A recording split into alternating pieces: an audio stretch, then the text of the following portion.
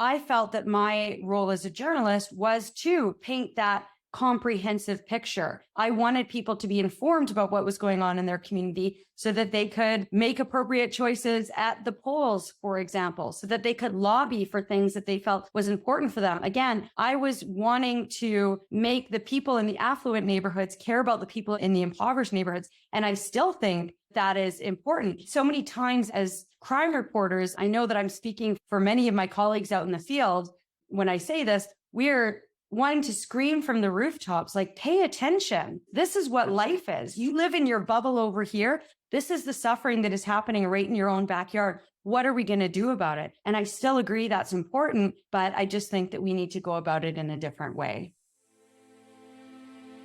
Hi, I'm Naomi Murphy, and this is the Locked Up Living podcast, where we talk with a wide range of people about harsh aspects of institutional life.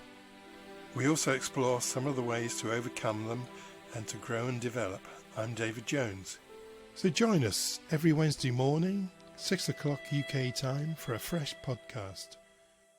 So today you're going to hear from Tamara Cherry, who's a trauma researcher, author and communications consultant who spent the bulk of her career as an award-winning crime reporter in some of Canada's largest newsrooms, including the Toronto Star, the Toronto Sun and CTV News Toronto. In 2019, she left journalism to launch Pickup Communications, a public relations firm that supports trauma survivors and relevant stakeholders. Tamara is also the author of The Trauma Beat, a case for rethinking the business of bad news. And in The Trauma Beat, Tamara draws on the experiences of more than 100 trauma survivors, from homicides to traffic fatalities, sexual violence to mass violence, as she reflects on all the ways she got things wrong as a crime reporter when she thought she was getting them right.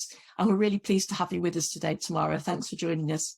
I'm so happy to be here. Thanks for having me. Hi, Tamara. Very nice to meet you. Thanks for coming along today. Thanks for having me, Ed. So tell us, how did you come to be so interested in the ethics of news coverage? Did you start your career as a journalist, being so focused on this? Tell us about your career pathway. No, I did not. I did not start my career this way. I actually went into journalism school a million years ago thinking that I would write for snowboarding magazines. And on my first internship at the local newspaper in Regina, Saskatchewan, I fell in love with news. And more specifically, I fell in love with telling stories that could make people feel something or could make people care about something. So I remember a few days into my first internship interviewing an author from New York whose father had died after a long battle with Alzheimer's disease. And by the end of the 45-minute conversation, she was crying, I was crying, and it really sparked a love in me for that kind of writing those types of stories. So then fast forward, my next internship was at the Calgary Herald, a bit bigger. I had a chance to, sit on the cop desk, quote unquote, listening to scanners, covering breaking news, that sort of thing. And it was hard, but I enjoyed the challenge. Not until my next placement at the Toronto Star, when I was working in something called the Radio Room, which is essentially a place where a lot of young journalists get their start at the Toronto Star, where you report only from inside the newsroom. You're surrounded by police, fire, and ambulance scanners. You're monitoring the other news outlets, and you are constantly just bombarded by negative stories and reporting negative stories. It's a 24-hour place that is, it's active all day long. So you're either working 8 a.m. to 4 p.m., 4 p.m. to midnight to 8 a.m., and you are just, calling the local staff sergeants at the local police divisions, calling the local fire captains, calling through apartment buildings, neighborhoods. Anytime something bad happens, you're getting the phone book or the digital phone book, as it would turn out, and just calling through lists, looking for witnesses and that sort of thing. And at the time, I never really considered the impact that my work was having on the people that I was reporting on, beyond the fact that I really felt like the work that I was doing was towards the greater good. So if I was interviewing a homicide survivor about their murdered loved one, I wanted the world to know who their loved one was. I thought that the world needed to know. There's a great quote in a journalism book that one of my supervisors to come in the television world would point me towards. And it's from, I believe, a journalist in Seattle who said something to the effect, and I apologize to this journalist if they're watching, I'm not remembering your name or the exact quote, but it was something to the effect of, names and pictures make people real. They make us realize who is missing from our collective lives. And I thought that was so important that we had to tell these stories. I thought that it was so important to go in and speak to the mother in the impoverished neighborhood right after her son was murdered, so that I could tug at the heartstrings of the mother in the affluent neighborhood and maybe affect some change and put an end to this gun violence that was shattering so many lives. So as far as ethical journalism goes, I really thought that the work that I was doing was important, and that is what was driving it.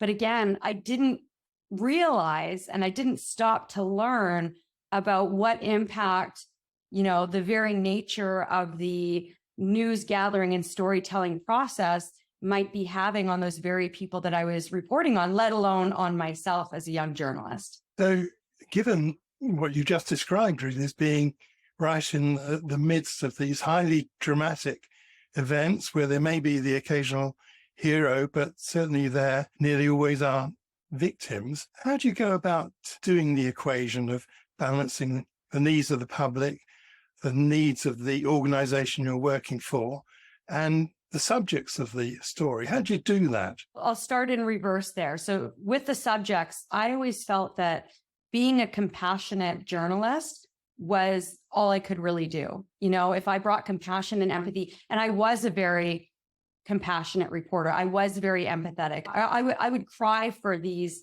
trauma survivors on my drives home from various crime scenes across the city. I would have tears in my eyes during some of the interviews that I would do. There are many times that I remember, in my later years working as a television reporter, pounding out my scripts in the live truck and, listening back to interviews, and I've got tears streaming down my face. The camera guy has tears streaming down his face. The truck operator has tears in his eyes. We all felt something for these people. And I thought that my good intentions were good enough. So that's number one, that I was wrong in that. And that's something that I've come to realize, that good intentions when you're working with trauma survivors are not good enough. In terms of balancing the needs of my organization and of the public, first, journalism is a highly competitive industry. As you in the UK well known, we don't have the extent of tabloid journalism that you guys have, but it's still, mainstream media is very competitive. So it was not unusual. I mean, it was just a given that if somebody's murdered or if a child is struck and killed by a vehicle, we got to go out and get that pickup, which is where the name of my company comes from. Pickup is what we would refer to as the act of getting a picture and hopefully an interview with that deceased person's family. So it wasn't unusual for me to hear, like, Tamara, we've got to get a pickup of that murder victim from last night. Or Tamara, where's the pickup of the 5-year-old that was run down yesterday? Or Tamara, how did that news outlet get the pickup, but you said the family wasn't talking? So the competition drove a lot of things, but also I think that the news media does things in a certain way simply because it's the way they have always been done. We never really stopped to think that there might be a different way of doing things. And so we're really driven by competition and really trained to gather as much information as possible, as quickly as possible, so as to tell as comprehensive a story as possible. So that was sort of like the needs of my organization. In terms of the needs of the public, I felt that my role as a journalist was to paint that comprehensive picture. I wanted people to be informed about what was going on in their community so that they could make appropriate choices at the polls, for example, so that they could lobby for things that they felt was important for them. Again, I was wanting to make the people in the affluent neighborhoods care about the people in the impoverished neighborhoods. And I still think that is important. So many times as crime reporters, I know that I'm speaking for many of my colleagues out in the field when I say this, we're wanting to scream from the rooftops, like, pay attention. This is what life is. You live in your bubble over here. This is the suffering that is happening right in your own backyard. What are we going to do about it? And I still agree that's important, but I just think that we need to go about it in a different way. Thank you. You said something earlier on. I think you said good intentions aren't enough. I wondered if you could expand upon that a bit. For sure. So if you would have asked me 5 years ago, are you a trauma-informed journalist? I would have said, first off, I don't know what that is. I've never heard that term before. In my nearly 15 years as a crime reporter, nobody ever mentioned the term trauma-informed or trauma-informed journalism. And then I would have said, I mean, yeah, I deal with trauma on a daily basis. I'm speaking with victims and survivors on a daily basis, sometimes multiple times a day. What more could I possibly know about trauma? The problem is I didn't know about trauma. I didn't understand until my research project examining the impact of the media on trauma survivors and the impact of trauma on members of the media. I didn't understand how trauma worked. I didn't understand how it impacted the brain, how it impacted somebody's ability to tell their story in a comprehensive way, how it impacted things like memory, how the very images, sounds, words that I would use to tell my stories could send somebody into a state of fight or flight. I didn't understand how I could trigger those trauma responses, how I could, send somebody's heart rate racing just by, well, I say just, that's how I would have thought of it before. Now I understand the enormity of it. But for example, showing images from a crime scene in a murder that happened several months ago. Let's say that there's a murder that happens in this neighborhood in Toronto, and it is the third homicide to happen in that neighborhood since the beginning of the year. It would have been commonplace for me to say, this is the fourth homicide or third homicide to happen in this neighborhood since the beginning of the year. Here are the other three. And then suddenly people who weren't expecting their trauma to be on the public stage again are seeing an image of their loved one's body being removed from a crime scene in a body bag. I didn't understand the impact of even using that image to begin with until I did my research. So my good intentions of being compassionate, empathetic, really caring about these people, they weren't good enough, because a lot of what I was doing, as I said, as part of the news gathering and storytelling process, were causing harm.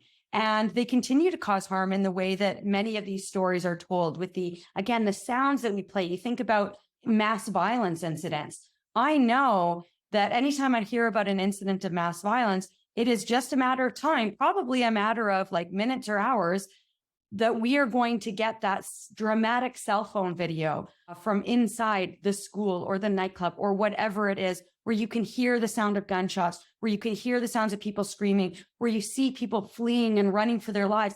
All of that stuff can bring on the trauma responses, not just of the people who were involved in that specific incident, but of countless others who were involved in similar incidents, who are suddenly hearing those sounds and being brought back to that moment of their traumatic event. Yeah, that's so true.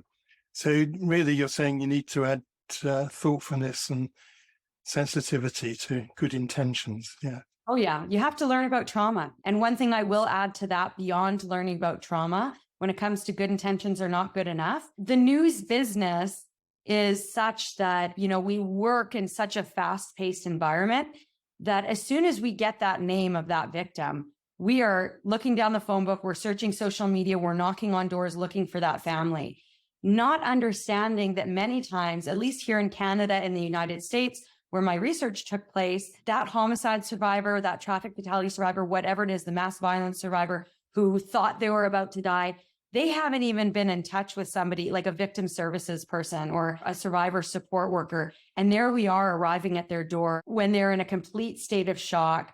Many times, they're telling us, no, we don't want to talk. And we are cajoling them into these interviews. And I say that word, and I know it has a very negative connotation. But again, as a journalist, my intentions were very good. If you just come out and talk to us for just 2 minutes, we're all going to go away. We'll all leave you alone. That's not okay. If they don't want to talk, we should just leave them all alone. But our offices, our bosses are telling us, stick around just in case they start talking to somebody else. You can stick your mic in there, ask them and give them a few hours and then go see if they change their mind. And what I learned from my research was many times that could cause further trauma down the road when that cloud of shock had lifted and survivors reflected back on those early hours and felt that they were exploited, they were taken advantage of, that they were convinced to talk when they knew they didn't want to talk, that they were portrayed in a way that they didn't feel represented who they were at the time or in the present tense. Thank you very much. So you're immersed in these highly dramatic situations that we've mentioned already. And you've also mentioned your desire to have an influence, to change things. But is there any research on whether these highly charged and emotional stories ever bring about any change? Not that I have found. I would love to find something that shows me that, showing a body bag on TV makes people pay attention and makes people care. I would love to see something that shows me that showing that grieving mother on TV leads to an arrest in a case. That statistically speaking, you're more likely to get that right tip in a homicide if you have that grieving next of kin on camera crying into the microphone. I have heard, certainly anecdotally, from homicide investigators that, if you have that family talking, tips come in. But it's not necessarily the right tips. It's people might want to help, but very rarely, especially in this day and age of surveillance cameras and cell phone video and dash cam and all that stuff, it's very rare that I actually can't think of one instance where a grieving mother or father, whoever on TV, led to that tip coming in. Another thing that we can't quantify that I would love to see is the stories that we do on impaired driving. So when I surveyed and interviewed survivors of traffic fatalities, many of them were survivors of drunk driving, impaired driving. They pretty consistently told me, we don't want to see the car wreck images. Don't show us that, because all I can see is my loved one dead inside that car. Even if you can't see the body or anything like that, that's all they can see is their loved one crumpled inside that car. And it's incredibly harmful for them. And they lobby newsrooms like, remove this image, all this stuff.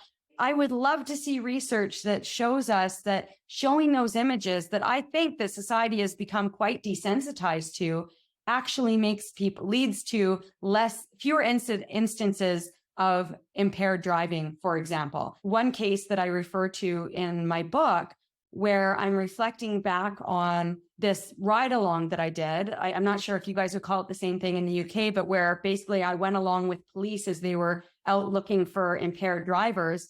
And it was like shooting fish in a barrel. They were just arresting person after person, like 9 o'clock on a Friday or Saturday night. And the first person that they arrested was somebody who had, he had run into some parked vehicles, caused all this damage, and he was like stumbling drunk. And I think he blew 3 or 4 times the limit.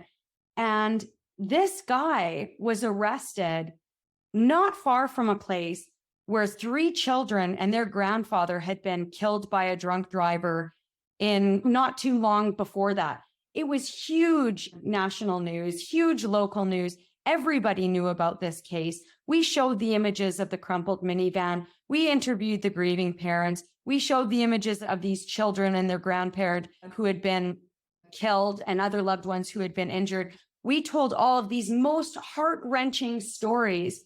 And yet this man and so many others were still driving drunk. So do those make a difference, or do something else make a difference? I have seen research on the impact of, for example, showing high school students an hour-long presentation about impaired driving, where you might have an impaired driving offender come and talk about what happened, or a survivor of an impaired driving fatality come and speak about the impact. I have seen that the numbers that show that can lead to fewer high school students, for example, choosing to drink and drive. But what's the impact of the 90-second news story or the 400-word print story and the image on TV? What is the impact of that? I haven't seen the research of it, but I would love to see it. Again, anecdotally, something that I do as one of the many hats that I wear here in Canada is I act as a fill-in radio host on some pretty big radio shows, and it's talk radio. So I like to do, topics that will have callers calling in. And every once in a while, I'll do the topic like, what do you want from your news? Do you want to see the body bag, or do you change the channel when you see the body bag? Do you want to see that video?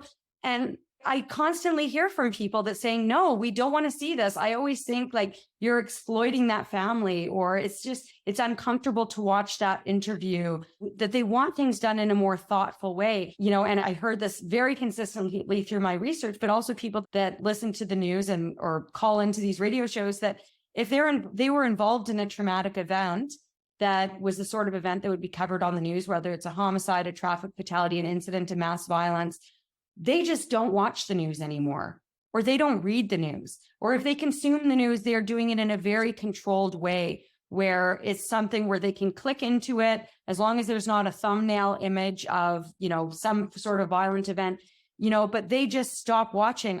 When I was hosting this radio show in Toronto, I heard from a man who told me that he and his wife were present for a mass violence incident in the United States that I had actually looked into for my book. And, they don't watch the news anymore because they're too afraid of seeing those dramatic images and what that will do to them physically and psychologically. So that is a person in the greater Toronto area who doesn't watch the news because of a traumatic event that they experienced. That one was down in Florida in the United States. So the ripple, it really is quite broad. And the impact, I think, even when we consider the most narrow impact of our work, just being, that the survivor from that one story, we might justify it by saying, well, yeah, but the greater good is being served. It might cause them harm to speak with us in the immediate aftermath, but the greater good is being served. We're affecting change. A, I don't know that we necessarily are affecting the change that we're after, but B, the harm that we're causing oftentimes is actually much broader than what we assume. As you were talking, Tamara, I was also reminded that there might also be a paradoxical effect, because I think, in election campaigns, there's been a tendency to think, well, actually, if we cover how much poverty there is in the country, that people will vote for more left-wing parties. And actually, it doesn't have that effect. It's the total opposite effect, because it's almost like people become so frightened they don't want to associate themselves with the group that might be at risk of poverty. So they end up moving more towards the more right-wing parties where they would get less help anyway. So, without studying the psychology of what the impact of these stories is, it's very easy to see that we could end up promoting stories that actually are distorting influences in our society that we perhaps wouldn't want to have. And that is really interesting and how ironic. And I would be interested to see similar research on that when it comes to crime stories. But it's further, there has been research on the impact of the sort of wall-to-wall news coverage that we have after an incident of mass violence, that the impact that has on news consumers. And that's something I also like to remind people of. If you are a news consumer who is watching that 24-hour news station after an incident like a mass shooting, and you're watching that wall-to-wall coverage, you're actually at an increased risk of developing PTSD just by virtue of consuming the news. You didn't have to be anywhere near it. You didn't have to know anybody involved in the event. You certainly didn't have to be there yourself. Just by consuming the news, you're at a higher risk of developing PTSD. And I find that very interesting, because then if we're not serving the survivors, if we're not serving the investigation, and we're not serving the news consumer, what good is coming from this?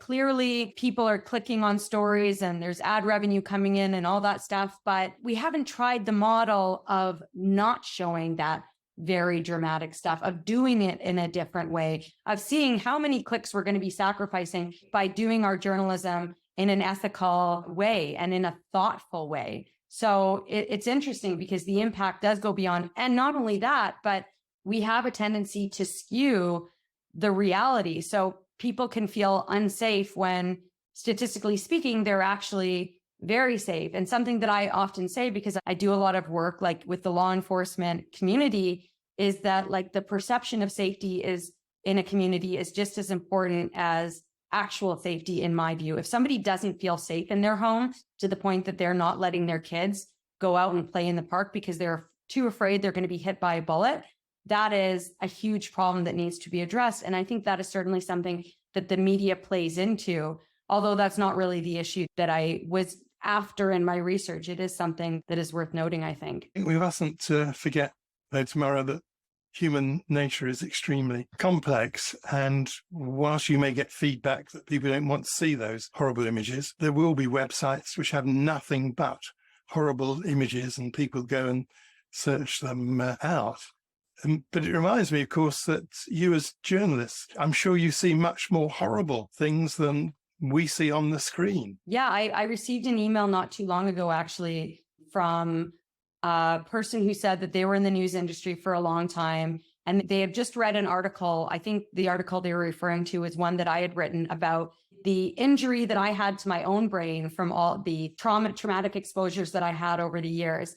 And they said, so much of what you wrote resonated with me. Like, I was a camera guy in the field for a few years, but I honestly, though, I didn't spend that much time in the field. Most of my time I spent as an editor back at the station, and they were sort of downplaying the traumatic exposures that they would have experienced. And I said, like, whoa, like, don't pass that off. There has been research that shows the impact of even just being an editor at a news station with the content that comes in.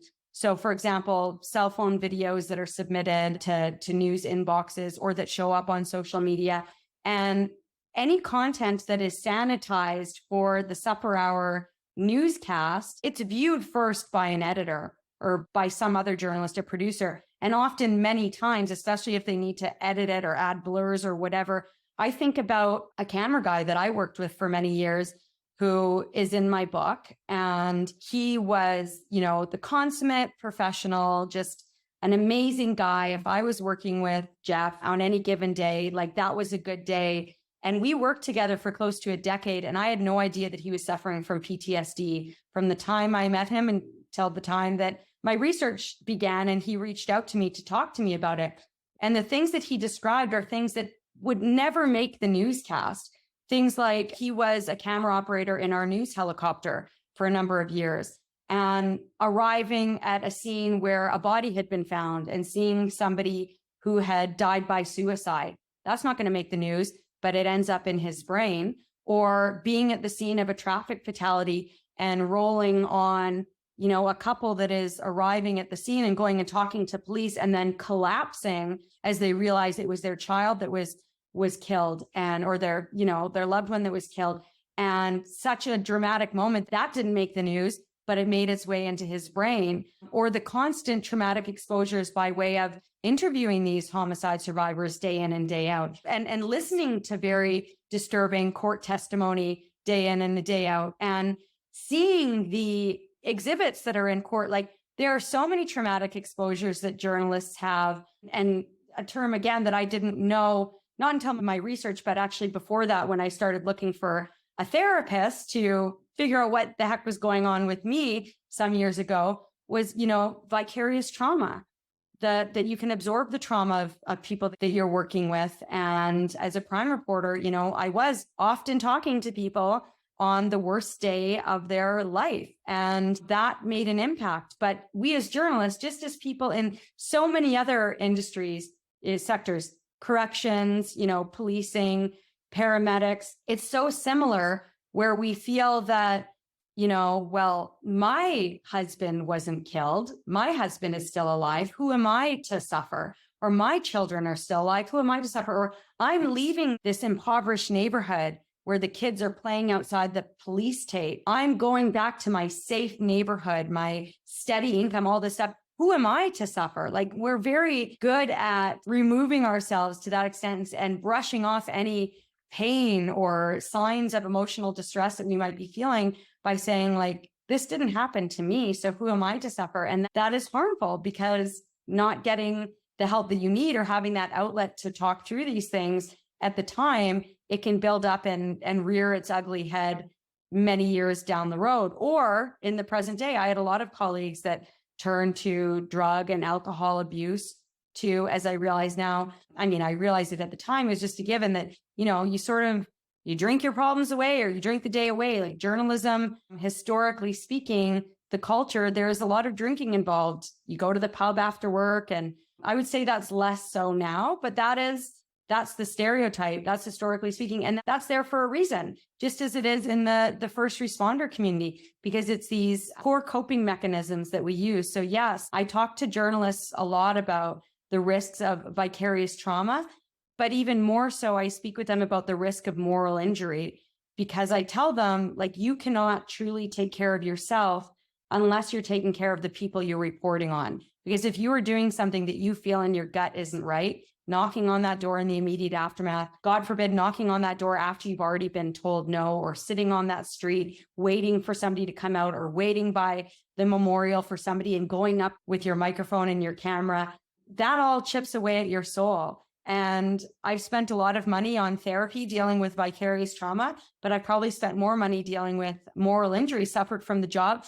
and suffered from my research project that confronted me with all of the additional ways that I caused harm that I didn't even realize at the time. Thank you. And we're very grateful for you talking to us today, Tamara. And I should have mentioned before, but your book is called The Trauma Beat, a case for rethinking the business of bad news.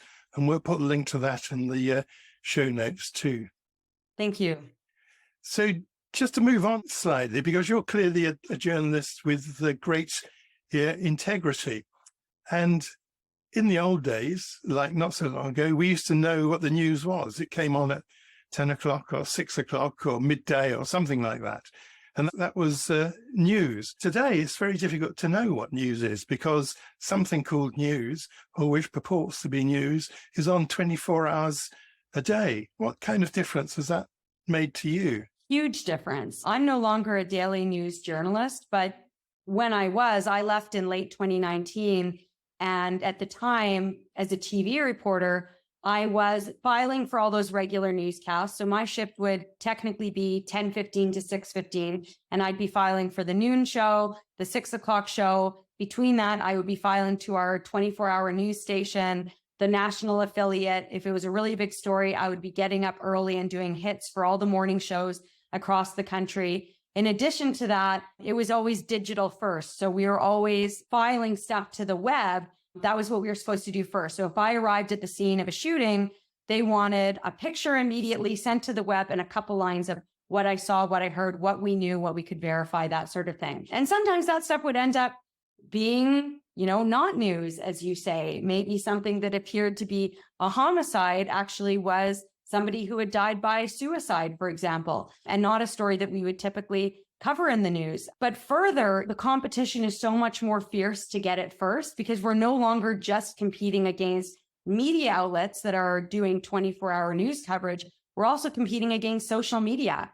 So if social media has something out there, a citizen journalist, John Doe, has tweeted, oh, this is what's happening here, then we want people following the news website, not the social media people who are tweeting out their information or throwing it on Instagram or whatever. So there's so much more competition and so much more stress involved and need to produce content that we are working even faster than before to do things like those door knocks or calling down those phone lists or sending out those media or those requests on social media.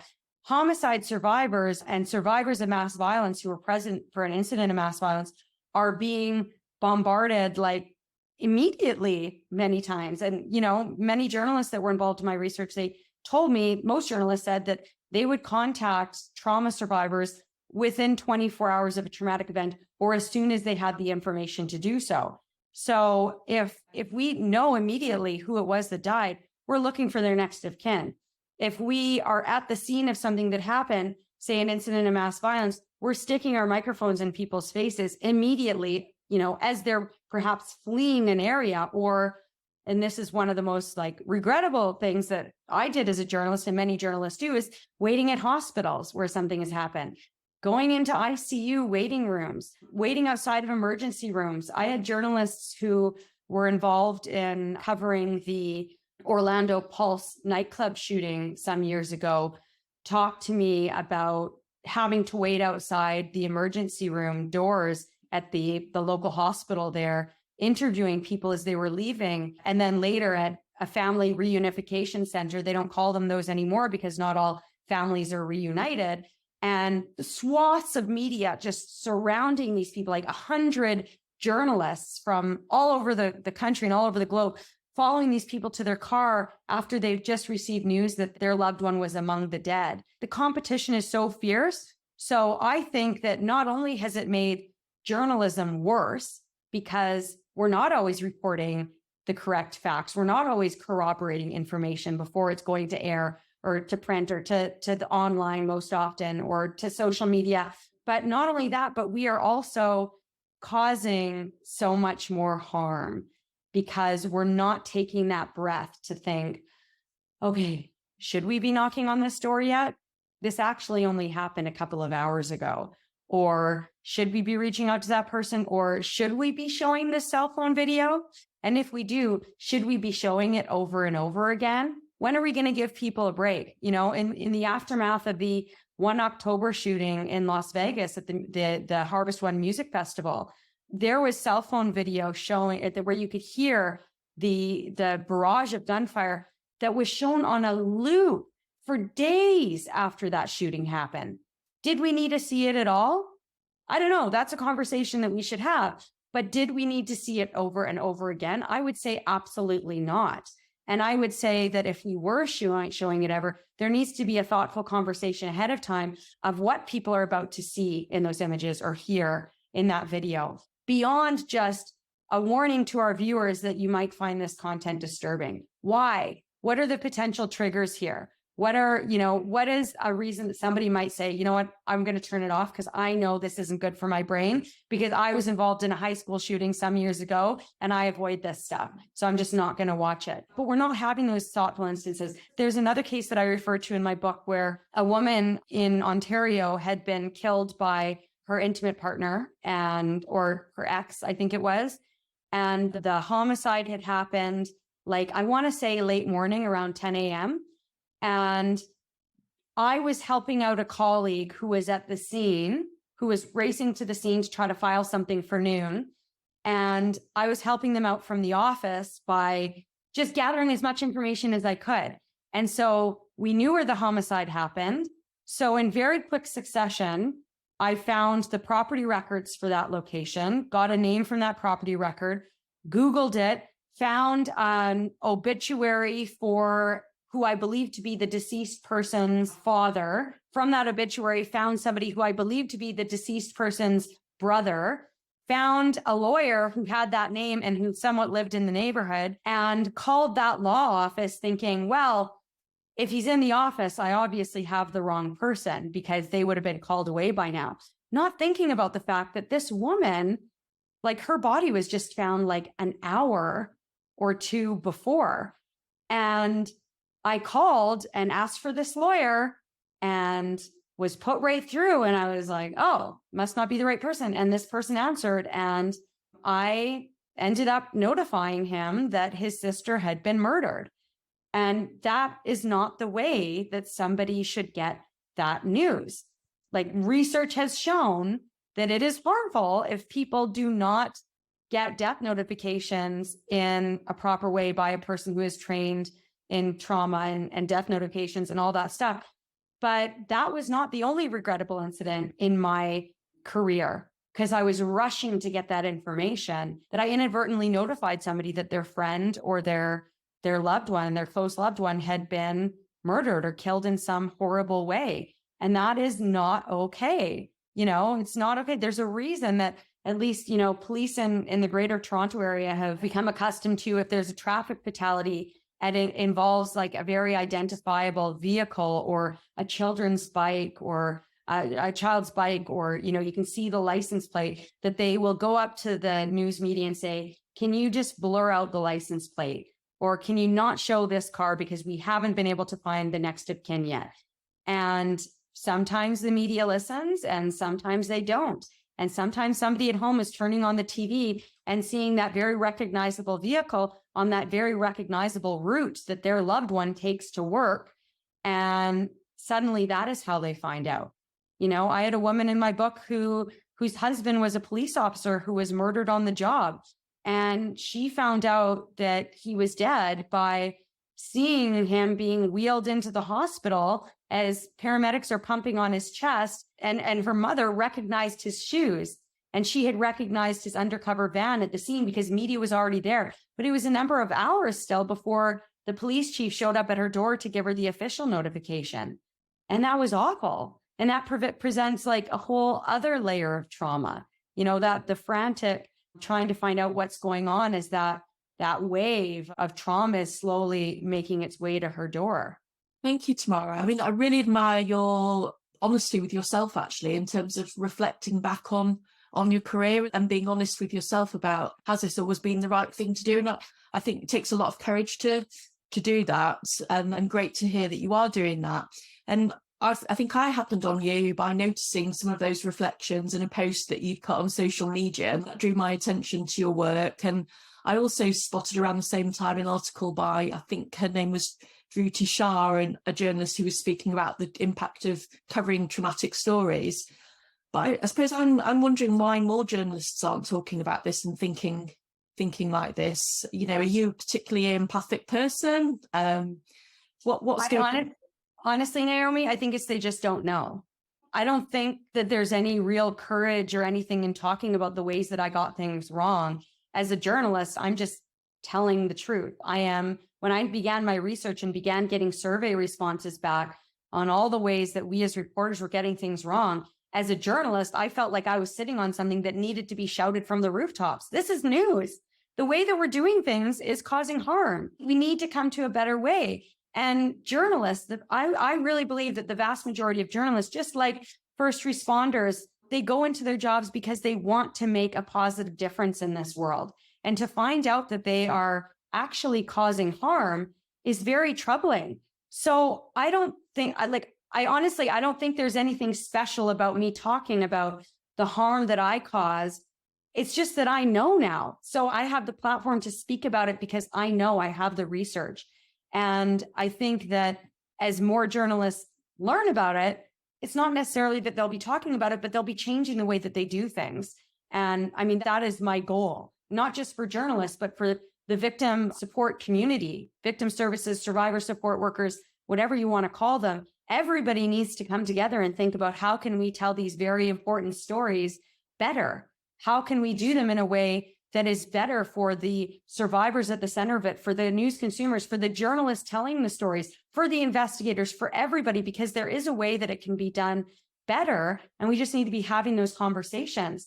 I also think that when I do hear from journalists, there is most of the time that I hear from journalists, 99% of the time that journalists reach out to me, it is because they want to say, thank you for talking about this.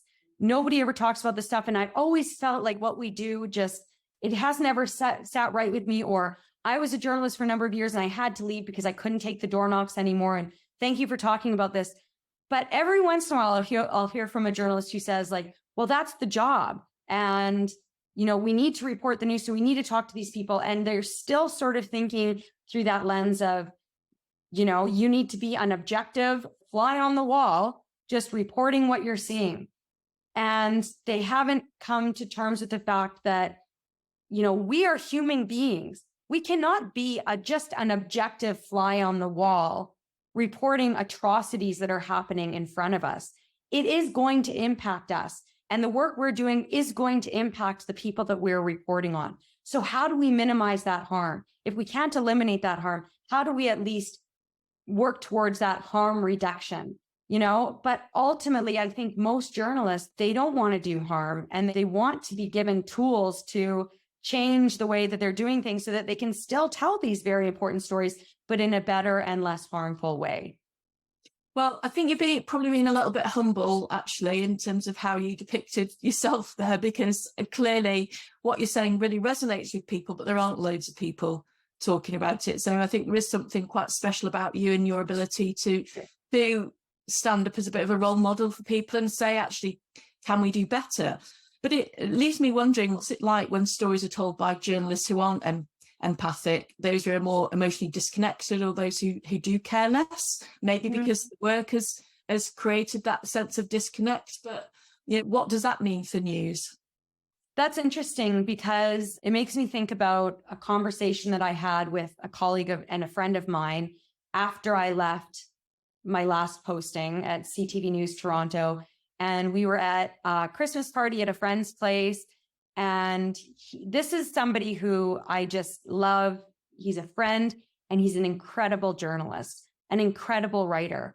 And he was the kind of person that could really encompass the pain and the suffering of an awful event in like a sentence or two. He just had a way of telling stories that was so impactful.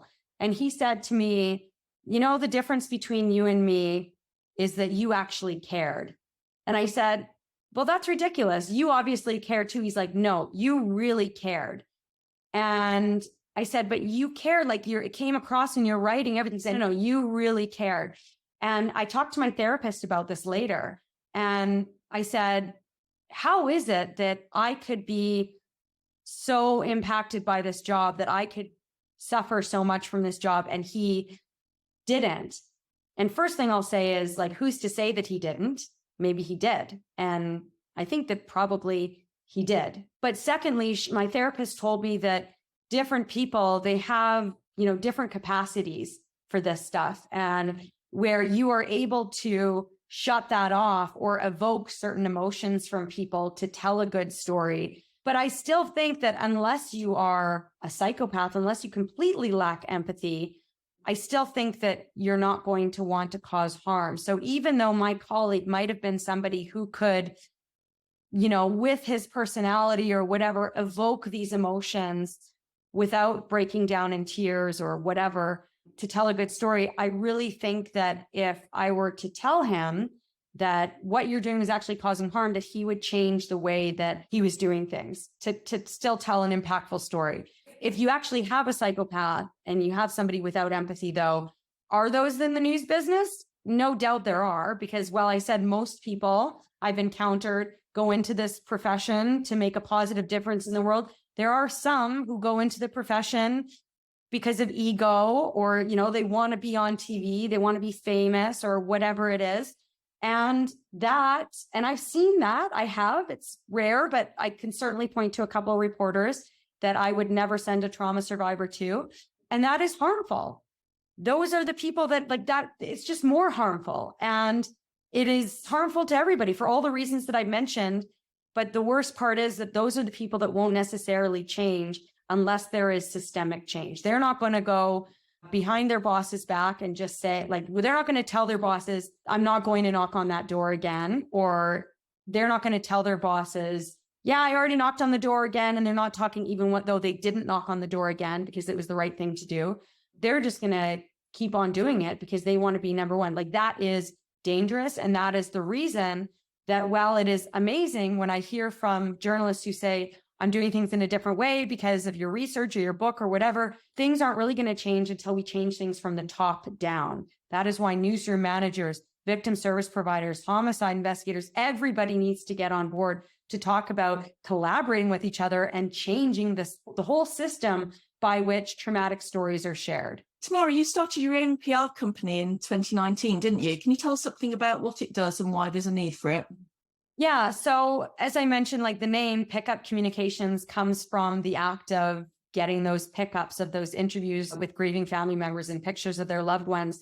So my intention was to act as basically a media liaison for victims of crime. And I launched my company just like, it was January 2020 that I officially launched. And we all know what happened a couple months after that with the pandemic. So I had started my company by having all sorts of media or interviews with various police departments, basically asking them to hire me as a consultant to support their trauma survivors. And when the pandemic happened, that all came to a grinding halt, as there were other priorities, obviously. And that's when I started my research. And my research was so transformative for me personally, and I so wanted to shout it from the rooftops, that I sort of pivoted a little bit. I know people hate that word now since the pandemic, but I still do a lot of work supporting trauma survivors. I do a lot of, like, pro bono work when survivors reach out to me, but I also do a lot of paid work for organizations that support survivors. So people will hire me to, you know, can you do a trauma-informed interview with these human trafficking survivors to create a video for this awareness event that we're doing? Or can you support this homicide survivor who we are having a campaign around, like, their case, because we're looking for this wanted suspect, but we want to make sure that the survivor is supported. So I will go in and I support survivors by, you know, helping them write statements or reading their statements on their behalf, or preparing them for interviews, that sort of thing. I do all sorts of things in that realm, but I also do a lot of work for the stakeholders that surround trauma survivors. So things like training victim service providers about trauma-informed storytelling and how they can better support survivors, training journalists, around trauma-informed storytelling and how they can better take care of themselves by taking care of the people that they're reporting on. And also I just do like public relations work for a lot of people in the trauma realm. So whether they are military veterans or law enforcement entities or firefighters or whatever, that is my bread and butter, is trauma survivors and the stakeholders who surround them. Ultimately, just trying to change the system by which trauma survivors share their stories and are impacted by the media, interact with and are impacted by the media. Thank you, Tamara. Today you've spoken to us with quite searing honesty, I think. How do you look after yourself?